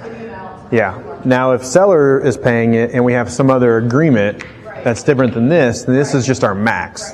But yeah, if buyer's essentially paying it, if you get through all the numbers, you would recommend that we amend this match. I would assume you'd want it amended to show what the actual amount is. You don't want something floating around this disclosure. Right. Right, yeah. If an underwriter gets that and it's different from your contract, they're going to want that. Yes. Right. Yeah. Exactly. Yeah. So yeah, Jonas. So, because this is kind of crucial because of stuff that I was talking to you about with the first-time home buyers. So, if I get a first-time home buyer and they go to Capital One and they come by and then we go to do a buyer agreement, can I steer them to Shelby and say, listen, we know that you can't pay this commission, but this lender can pay out here if you go with this lender. Can I steer them to him? Is that legal? I'd recommend never use the word steer. even if it's not illegal. What you're talking about is not illegal, but don't use the word steer. Yeah. Okay. Yeah. So you can refer a lender, and then he can talk about how he can provide value in that situation. But I tell him that he can pay that commission. You can say lender credits. Or with other clients, this lender has helped out. We'll talk about this off camera. Yeah. Later after. You have a really specific situation, so that I don't want on YouTube. Not that it's illegal. Yes. This might be more of a Shelby question. Are there any rules changing on how the VA, how the VA can, let's say, for example, in the past, hey, there's a transaction fee, well, VA can't do that. Are there going to be any changes going forward for how VA has the rules Right now, that's completely gone away with. So if your company or your brokerage charges a commission fee, is what we're going to call it, Okay. you can now charge that. Commissions can be paid by veterans right now. Nice. Nothing. So the VA loans are just like conventional and FHA. Before, the buyer could not pay your commission. Now they can. Now they haven't set an actual like hard standard for it, but they're allowing it right now as a temporary deal until they put something in place. So right now, every loan the buyer can pay your commission. Can VA pay fees? Yes. So Right. they can't say that, well, you're allowed to pay the buyer's commission, but you can't pay our brokerage fee. Right. What we do is we just change it to commission. Yeah. Yeah. Just word. Yeah. Okay, so just repeat. FHA and VA can offer a percentage concession now. Right. The buyer. Yeah. Any loan out there, they're allowing for the buyer to pay your commission. All right. It has no effect on the concession. Yeah. Commission Okay. concession, remember that, totally different. I'm gonna keep running through here, and we'll do more Q&A at the end. I want to make sure we at least get through the slides. I know people are I just can't stay on time. Dang. I'll do it. Next time will be better. Okay. The next way. So first way, buyer pays buyer broker. Second way, broker pays buyer broker. So a couple ways you could do this. One is through the OREC Cooperative Compensation Supplement. So if they are offering cooperative compensation, you can use this OREC supplement, and it will go through the seller and the buyer. Everyone will sign it, and then actually they'll credit the seller, and the seller pays you on the settlement statement. So very, very similar to the way we've always done it if they're offering cooperative compensation. The other way to do it is through a brokerage cooperative agreement. God, long words. Brokerage cooperative agreement. So has anyone used the Oak-Mar cooperative agreement or cooperation agreement? They're freaking brutal. There's so many, you can't read it. So I made one. It's much easier and simpler. So this is between you and the other broker. So if they're operating, so like for something that we already have under contract and we want to just be safe, we're going to send this over to the buying broker. Buying broker signs it, we sign it. Now the cooperation is guaranteed because it's agreed to now. So if the broker is offering it through their cooperation, you can do just the cooperation agreement. Or you can use the OREC document, but that requires buyer and seller to all sign it too. I think that's messier, and now it's a part of the contract and all kinds of stuff. So 2 options you could do there. Look at the document, review them. The next way is the seller pays buyer broker. So there's a couple options, and I wish did he leave or did he? Yeah. Oh, okay. This is his question. So a couple of ways. If the seller is going to pay the buyer broker agreement or buyer broker commission, a couple of ways you can write it up. I wrote three standard ways. First way is the cooperative compensation supplement that OREC created. It just says they're going to pay X%, blah, blah, blah. Again, they took a whole page to say what 2 sentences could have done. So I created a statement that we can put in the additional provisions of the contract. So you can either get the whole separate document, option 1, OREC document, or in option 2, in the additional provisions, you can add the exact same statement, which is essentially the undersigned parties hereby agree the seller shall compensate the cooperative licensed realtor, real estate agent for professional services in the amount of X dollars or X% of the final gross sales price. Compensation shall be included in the final sales price of the property and is due and payable upon a successful closing. So that you can put that in the additional provisions, put an addendum, or just use the OREC supplement. Either way, it's all the exact same language, and it goes to the seller. The third option is commission included in concessions. So this is what I was trying to go down, and let me kind of tell you my thought process here. My fear is that sellers see commission on the offer. The first thing they're going to do is be like, okay, they're asking for 2.5. We're going to cut that out. We're going to say 1.5 or 1, or we're going to say $1,000. We're just going to, why would I pay it? Let's try to cut it out first. Then let's start negotiating. So one way to help sellers remember that it's all about the net and not about who gets what from where. The net's all that matters. I want to roll all the fees up for the client, for the buyer, and put it in one concession number. So instead of offering a price and say we want $5,000 in closing costs and 3% in compensation, and maybe it's $200,000, so that 3% is $6,000. So instead of saying I want $5,000 closing costs, $6,000 compensation, we just say I want $11,000 in concessions. And then that way, we just negotiate the net. And that helps the seller get out of their own way a little bit, is my hope. You have to be aware of the interested party contributions in this instance, because depending on the lender, if you write it like I have here, which says seller agrees to pay X dollars towards buyer's closing costs, prepaids, inspections, and or commissions, the lender might want your commissions split up from that number, or they might cap you out at your interested party contributions. One thing too, if, in addition to this, if you have your buyer-broker agreement, that To the lender. that Yes. way the lender knows out of this amount, Yes. what's being paid to you, the rest can be applied to closing costs. Right. Without that buyer-broker agreement, they're going to start asking, how much Yes. is this? Break it down, break Yeah, it up. And if right. you have it, I think that's where we get around this. Okay. And to clarify, the seller does not see the buyer broker. No. So if you write your Yeah. offer and you just say, hey, I need $20,000 in concessions, and you're within those percentages, and they say, oh, cool, I don't have to pay commission. Exactly. I'll give you 20 grand. Exactly. They feel like they won. Exactly. They didn't pay commission. And then on this side of the table with your lender, you're like, here's the concessions they agreed to. Here's my buyer broker agreement the buyer agreed to. So essentially the buyer's paying the commission. Seller never saw it, but agreed to the $20,000. Right. This is tracking. Yeah. This is a really important piece because this is how you can get through the woods I think- having a seller sign an offer versus kick back on the commission piece. I think it can be a way to not let the seller get in their own way and act off of headlines they've been reading instead of what's best for them. I don't have to. My friend said I didn't have to. Uncle told me whatever. With our offer, you don't. Exactly. So it's like we're asking for zero compensation. Buyer's going to pay all of it, but this is what they need for their closing costs. And so, again, as long as the lender understands what you're doing, then they can properly make sure they don't cap out of their IPCs. So the other piece of this, which the risk, I want to make sure you understand the risk associated and what I've identified as I worked through this process. If a lender does say, hey, Brett, you got to separate this up. I need to know what's compensation. I need to know what's closing costs. You simply get an addendum and get the buyer and seller sign it. X dollars goes to compensation, X dollars goes to closing costs. The risk there is if the seller doesn't sign it, you're obligated to what's on the addendum or what's on the initial contract. And if the lender is considering all these and capping you out, then the remainder over the cap goes back to the seller if the seller does not sign the addendum. Does that make sense?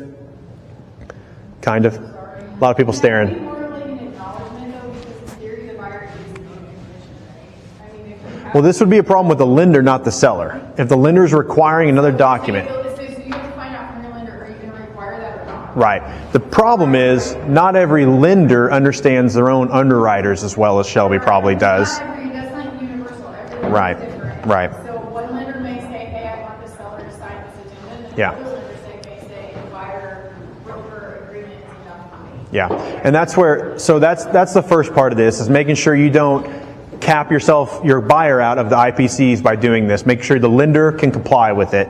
Second piece is you need to be ready if a counter comes back. You know, if we ask for 11 grand, 5 in closing, 6 in commission, if they come back at 8, you need to be able to negotiate your 6 out of that 8. Does that make sense? And so you need to be ready to have that conversation. And the leverage you have is going to be that you have that buyer broker agreement signed. You have that written agreement signed already. With the buyer. Yeah. Because the buyer said, I need 5 grand. Okay, we're going to ask for the 5, we're going to ask for the 6. We ask for 11, it comes back, they say they can do 8. Okay, well you owe me the 6, so now your 5's down to 2, right? That's the conversation you need to have. Or something about changing your split or your commission, something like that. Or, like we do now, if someone needs $5,000 in closing, how much do we ask for? 75? 8, right? If I need 5, I'm not asking for 5. So, do the same thing with this process too. Do you see any of this affecting any way that we have creative pre-approval letters written or anything? Do you see, is there any way any of this would change or that? Now, it shouldn't have changed buying power or numbers or anything. It's all closing cost based. And again, this is a option that I want you to consider if it's right. A seller might look at our compensation. 9 out of 10 sellers might look at it and be like, oh, okay, great. Pay it, be fine. But there's going to be some people who immediately go after compensation. Yeah. So what if this listing agent has negotiated 5% commission, Mm-hmm. and 2% is already set aside for this buyer's agent. Mm-hmm. Only if they ask for it. If they haven't specifically asked for it, now this listing agent might be like, well, I guess I get the 5% according to our agreement, and the seller might be like, Well, no, the listing agent can't because they specify who gets what. So they say 2 is going to the buyer agent, so they can't just cape the difference. Yeah, and essentially what it would do, we're saying we're not asking you for any compensation. So your 2% you keep, yeah, but we are asking for 11 grand. yeah. So that's kind of and then for the seller, it's like I don't care how they divvy it up. I just got 4 grand back. Yeah. And I was okay giving them 6, I'll give them 10, whatever it might be. Does that make sense? Yeah. So the idea is I want to reduce it to a net. I want to help them reduce it to a net because sometimes people can't get out of their own way or they need help with it. And if the other agent isn't doing a good job setting expectation or explaining the situation or their options, then you might be negotiating against a wall that's not going to change their mind because there's no influence. You can't negotiate with someone that you can't see, you don't have any influence over them, or you can't talk to.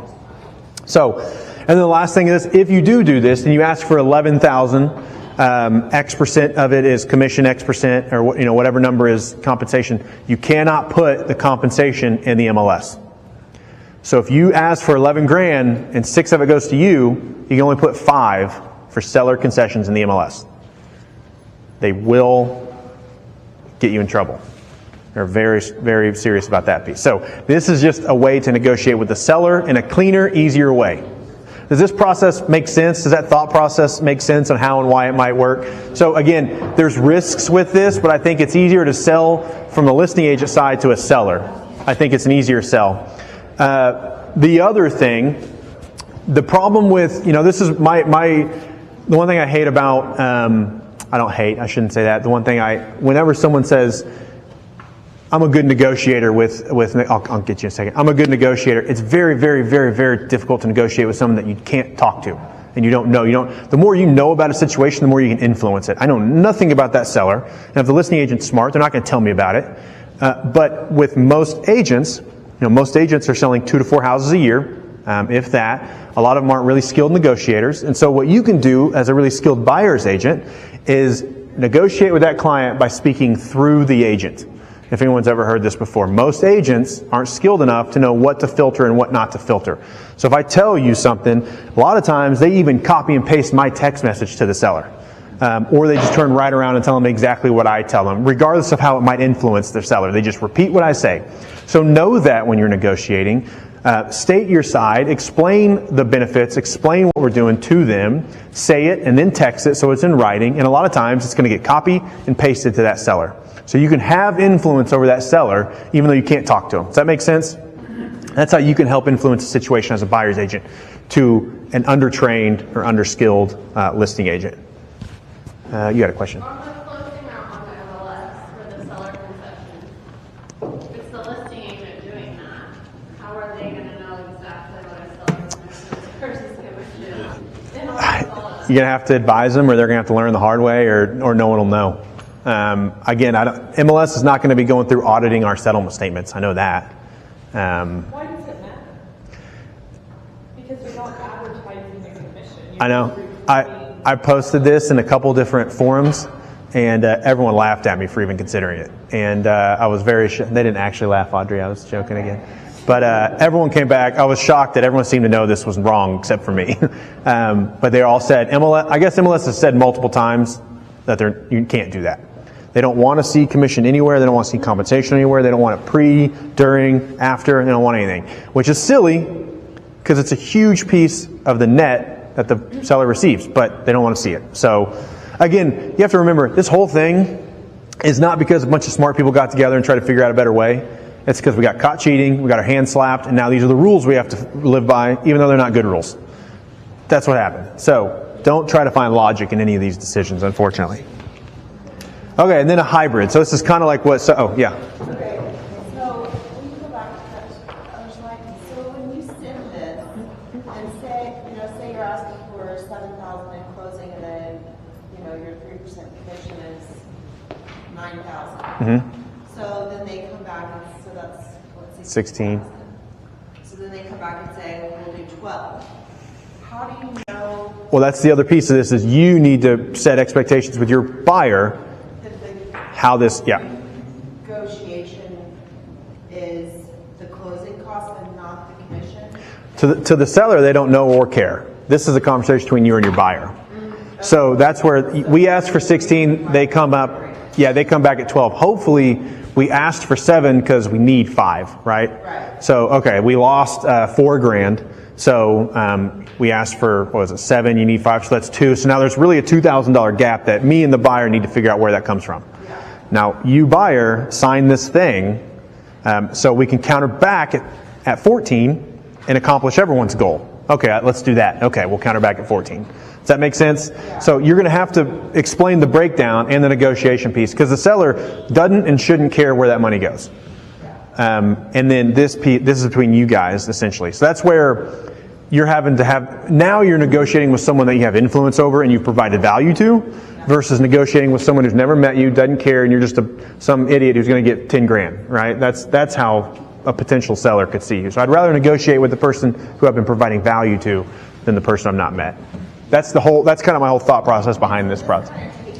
That's part about how to negotiate your commission with the listing agent and their client. Mm-hmm. By doing it this way. It makes it easier. Okay. It makes it easier for the seller to compute it, right? Yeah. I don't care where it goes, right? And even though I told my listing agent I'd offer 2 or 2.5, 3, now they're saying I don't have to give that, and they just want this chunk.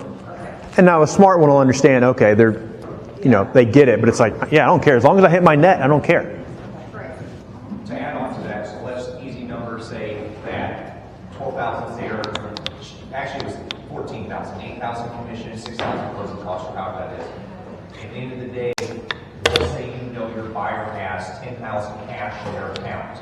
Instead of you negotiating your commission down, can you tell them that since the seller came back and said, we're not going to give you 14, we're going to give you 12. So instead of taking 2,000 off of your commission, can you take 2,000 off the closing cost because you know the buyer can make up the closing cost? Yeah. It's talk to your lender and make sure you know what they can do. Yeah. But yeah, that's now you're negotiating with your buyer who you've got rapport, you provided value, they've seen the work you've put in. Now I'm negotiating with you versus someone I've never met. That's the whole problem with this whole justify your value, blah, blah, blah. The seller has not seen anything I've done. They don't have any clue what kind of value or time I put into this. So now I'm negotiating with a person who I provided value to instead of the seller. You negotiate it, however that fee, negotiate however you want. But be aware that when they counter you back, yours is fixed. Their closing cost is probably what's going to go up and down. And then you got to justify that. That's why you ask for more, and then you counter. We'll talk about this more in a minute. Okay. And then there's a hybrid option where maybe the listing agent's offering 2 or 2.5, and you're going to get X% from your buyer if you wanted to choose to do that. So you're going to do an OREC cooperative compensation supplement, which gets it from the seller. And then you're going to do the buyer written agreement. It's going to make up the difference. So our written agreement and the OREC written agreement has this language in it. Buyer shall receive a credit towards the payment of their compensation and the amount equal to any payment made by the broker or any other broker or the seller. So that's where the other broker is offering 2 and your fee is 2.5. Then your seller gets a credit for that 2 and they just owe you the half. Does that make sense? So there could be a hybrid where what the seller is offering doesn't equal what you charge, and your buyer is going to have to make up the difference. So you're going to need 2 documents: the written agreement, which you should already have, buyer agreement, and then the OREC cooperative agreement. Does that make sense? So many agreements with so many names, it's hard to say them fast. So you'll have 2: written agreement and the cooperative agreement. Okay. So discussing compensation, this is where, again, you're having conversation with your buyers during these conversations. I don't like the concept. We talked about this last month. If I can't get whatever my fee I charge is out of the seller, I'm not going to go after my buyer for differences. I'm going to take the loss if I have to, but I want to try to provide value. I think philosophically, I don't want to charge buyers commissions. They have too much burden on them already. It's already impossible to buy a house. So I don't want to add that burden to them. So what I don't want to say is like, hey, I'm going to ask for 3%, but we'll see what I can get, right? I'm just going to, as if my fee is just a number I pulled out of thin air, and I'm going to see what I can do. So what I try to sell them is my standard. Never say the standard. Say my standard. My standard is 3% or 2.5% or 4% or whatever yours is. However, if we're in a situation where the seller won't pay that amount, I won't let my fee get in the way of the transaction. We can renegotiate based on the situation at that time. So it's not like hey, I can come back to Brett anytime and renegotiate. It's if we're in a position where this is hindering the sale, we're going to have a conversation about it. Verbally set expectations on possible scenarios. So again, my best case scenario, what I would like to do, which is against, on paper you can't do, is say my fee is X% or X dollars is the minimum I'll take. If what's being offered is not X dollars, then you'll make up the difference. That's what I like to say. I think at minimum it should cost about $4,000, $4,500 or $6,000 to be a buyer agent. So that's my minimum. I charge 3% though. But if we get in a position to where they're not getting it, you the buyer owe me at least this much, right? Factor that in. That's kind of how I would structure it as much as I can. You can't do that because it's not ascertainable. So you can't do that in your agreements. You can't put a minimum or a max in your agreements. So you want to verbally set those expectations. And the way we're going to do it is we're going to test this with a couple of buyers, is we're going to provide buyer FAQ pages with our written agreements. And so I think here we go. So it's a buyer FAQ page, and it just says the things that we can't put in writing, if that makes sense. It asks questions. What if I don't have the money? What if I can't do this? What if they're not offering this? And then we're going to say, typically, here's how we handle that situation. Every situation is different. And so the idea is these are essentially talking points. Like I have 5 or 6 talking points that I want our agents to be able to talk about in this situation. So we're going to provide this as a resource for them to know what to say. Because most buyers simply cannot come up with another $6,000 to $12,000 at closing. They just can't. So we have to navigate that situation by negotiating with sellers and setting expectations with buyers. So again, I can't say these things in writing on a written agreement, but I can provide these FAQs. This is how we do business. This is the legal agreement, and this is how we do business. Does that make sense? So we're going to be providing this with a couple of questions on there. Okay, handling objections. Again, we talked about this a lot last week. When you get objections about commission, like I thought I don't have to pay this anymore, or I read that buyer agents are free now, or whatever the misconception that the media has given this client, you need to be as smart as you can about the situation, understand what really happened. That's why I keep going over the same what happened slides, and then just nip it in the bud and be firm with the way you overcome that objection. You can't hem and haw. You can't, what really happened. I'll tell you how in a second, but firmly and confidently explain the changes and the benefits of a buyer agent moving forward, right? So you can't leave any room there to concede that no, that's not the rule anymore. And if sellers know that commission's on the table, it's going to be one of the first things they go after all the time. That's our fear, and that's why we came up with that idea of using all concessions. So when you hear the objection, I don't have to pay a buyer agent after August, educate them, don't defend. Don't say that's not right, or that lawsuit was such BS, or don't try to defend the people who were found guilty in court. So educate them, don't defend. And normally, if you can challenge the information, where'd you hear that? They only read a headline, if that, or they heard it from someone, and they have no actual substance to back up the claim, and that puts you in the driver's seat to educate them on what really happened.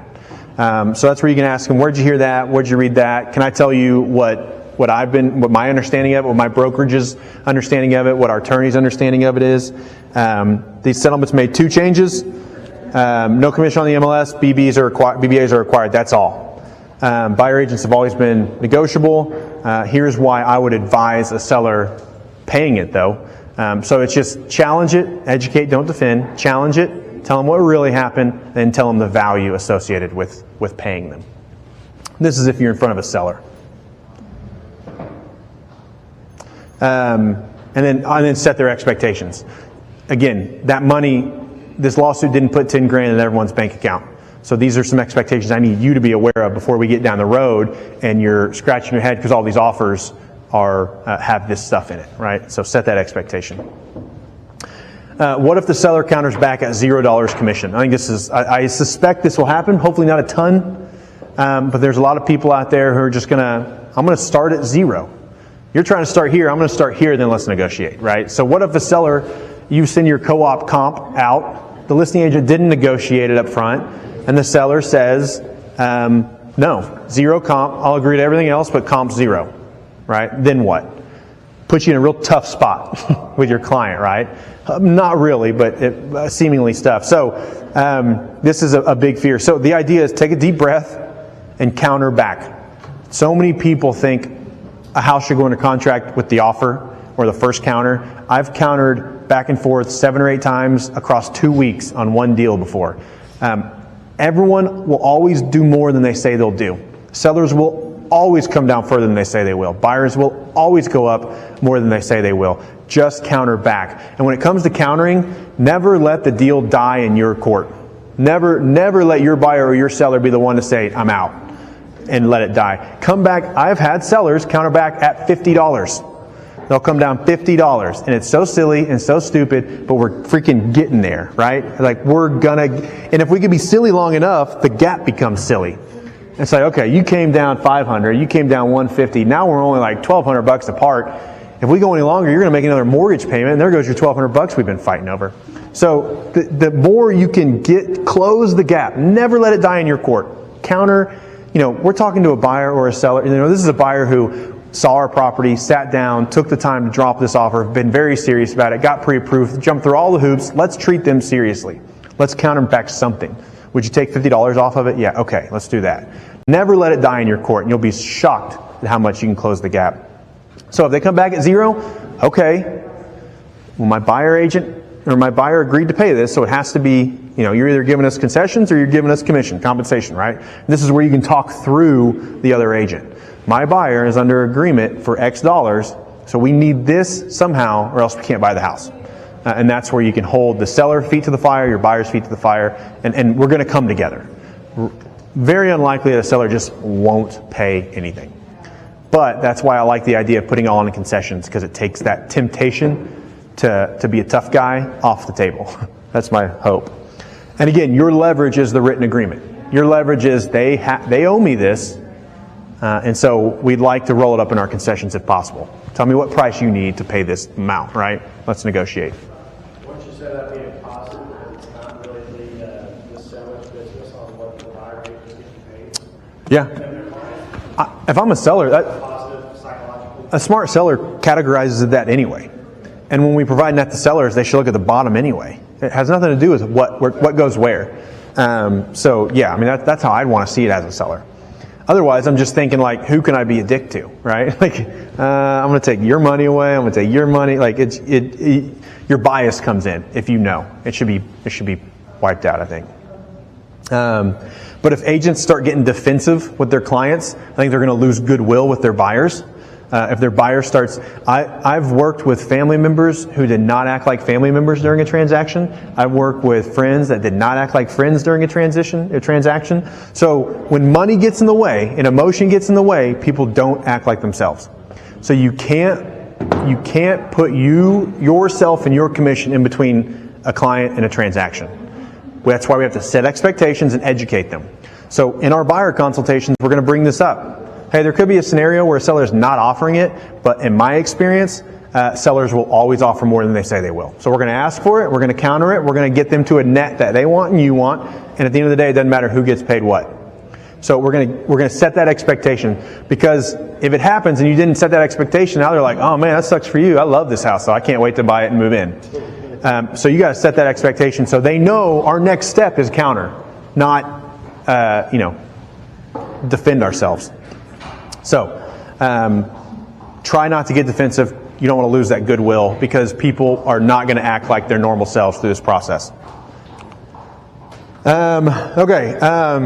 Buyer resources. I think, again, this is more something for our agents. I think the more you have to point to and look at and see, the more confident you'll have, the more ability you'll have to go have success. So I think you, for your team, for yourself, for your brokerage, should create resources, a toolkit. You can click on these and mess around with them, but the buyer toolkit just says certain things to clients that we want them to understand, but it says it in a professional, well-articulated video.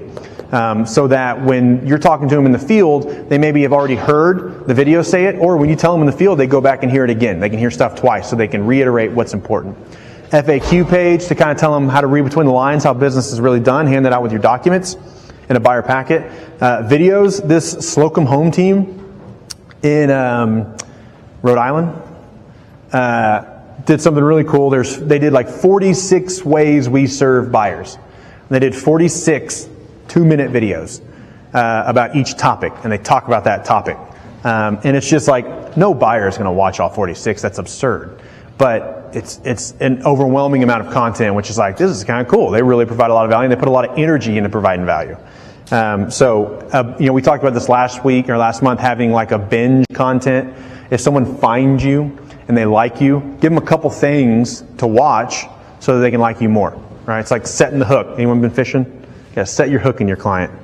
Okay, and then booklets. Again, it's more content. It's more ways to set expectations properly by saying it across a couple different mediums. If you can say it to them, give them a video that says it, give them a booklet that says it, give them an FAQ that addresses it. It starts to bang these expectations into their head, and it starts to make your process easier when you start to have these conversations. So the more resources you have, and if they like you and trust you and work with you, they're going to go through your resources most likely, especially if you're giving it to them in a convenient way. Okay. I'll get, everyone's going to get a copy of this too. All these links should be working for you. Okay. Simon Sinek, this is that really good video. I put it on here. Very applicable to what's happening. He's talking about adapting to change in an industry. And it's about having an innovator mindset, not a preservation mindset. So in the video, he talks about Blockbuster having an opportunity to buy Netflix, disrupting the movie industry, and he took it, the CEO of Blockbuster took it to the board of directors, and they said, we don't want to do that because 12% of our revenue is late fees, and we don't want to give up 12% of those revenues. And so they completely went out of business less than a decade later because they didn't want to adapt to the technology changing their industry, streaming. Same thing with iTunes. The music industry thought the production studios were the client, not the actual consumer who listens to the music. So iTunes goes straight to the consumer and they win, right? And so it's people trying to preserve the legacy way of doing business instead of leaning into the innovation that is coming through your industry. Now this innovation was forced on us, but innovators have to be willing to blow up their own business to innovate. And what Simon Sinek says is, if you're not willing to blow up your own business, someone else will. And NAR just got their business blown up because they've been doing the same thing for 100 years. And so the cool thing is this creates an opportunity for you. We've been playing by the old legacy NAR rules for 100 years. Now this creates opportunity for you to create your own rules, create your own innovation, create your own processes and procedures, apply technology to it, do whatever, reimagine it, because everyone's having to go through this exact same process right now. So again, use that same thought process. If we had to dismantle the real estate industry and build it from the ground up again, how would you build it? How would you treat clients? How would you acquire them? How would you close them? How would you charge them? Reimagine all this all over again. That's your opportunity. So when there's crisis, when there's change in industry, you're either disrupting or getting disrupted. So if you're just sitting around, you're getting disrupted. If you're not actively out seeking options, ways to do things, then you're getting disrupted. Okay. I'm done, guys. My throat hurts. What?